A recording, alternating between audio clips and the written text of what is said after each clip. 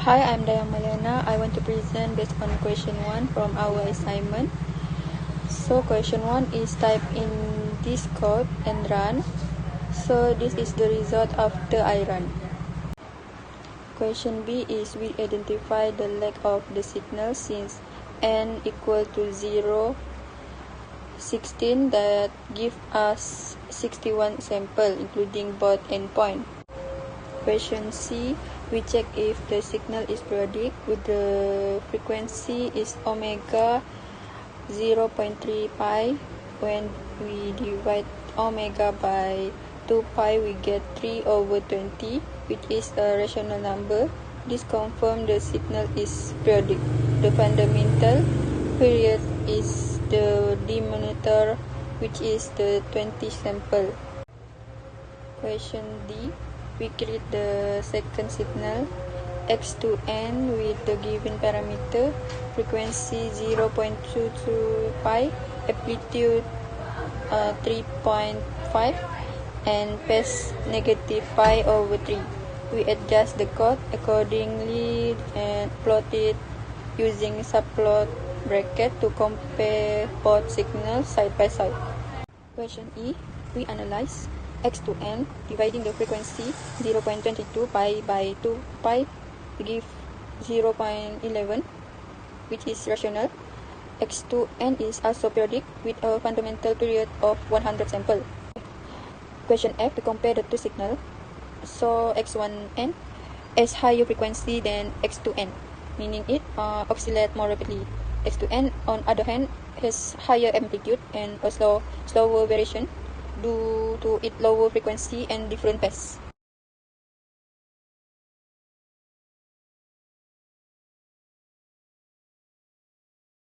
Assalamualaikum, my name is FATIMAH, S72359. I'm assigned of solving question number 2. This Matlab could generate and analyze a damn complex sinusoidal signal. It starts by defining a time variable, decay rate alpha, and angular frequency omega. The signal st is a complex exponential that decays over time.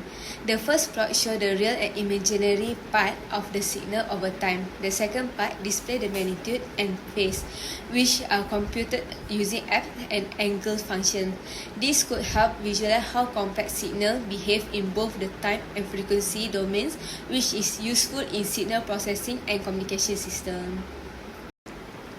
In the first code, the signal starts from negative time, so we see oscillation before and after time 0. The damping is stronger due to a higher decay rate, so the signal fades faster. In contrast, the second code begins at the time 0 with a lower decay rate and higher frequency. As a result, the oscillation lasts longer and occurs more rapidly. The second signal also has a higher amplitude, making the plots more pronounced. Overall, the second output shows a longer lasting, faster oscillating signal compared to the first.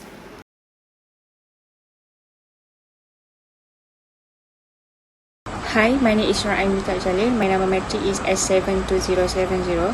In this video, I will explain question 3, which is about how the order of system affects signal when we use convolution in Matlab.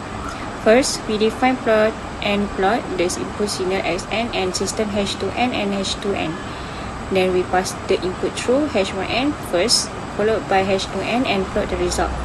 Next, we reverse the order, first 2n, then H1n, and upload again. Although the intermediate result change, the final output yn remain the same. This show convolution is commutative linear time inference system.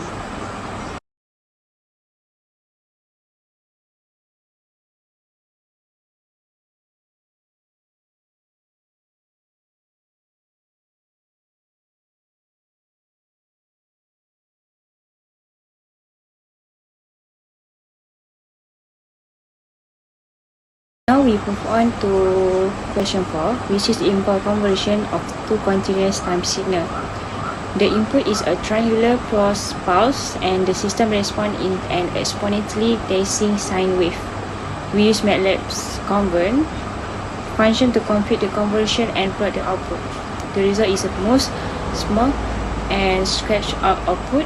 This shows how conversion spread and shape signal in time.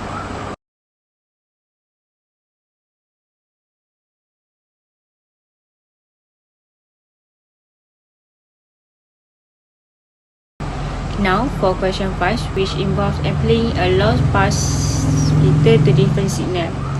First, we plot the filter impulse response, a sinc function shift by 3 seconds. We pass a band limit signal xt equals sinc 40 through the filter and observe a smoother output. Next, we use a square wave built with Fourier series. After filtering, the sharp edges become rounded. This shows how low pass filter remove high frequency content, making signal smoother.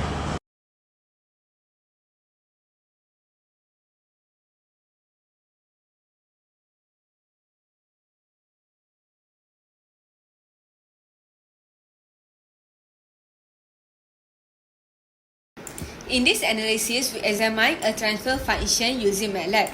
The script starts by defining the system zeros, poles, and gain, then converts the function into different form to extract meaningful data. It checks the system stability and uses the residue function to perform a partial fraction expansion.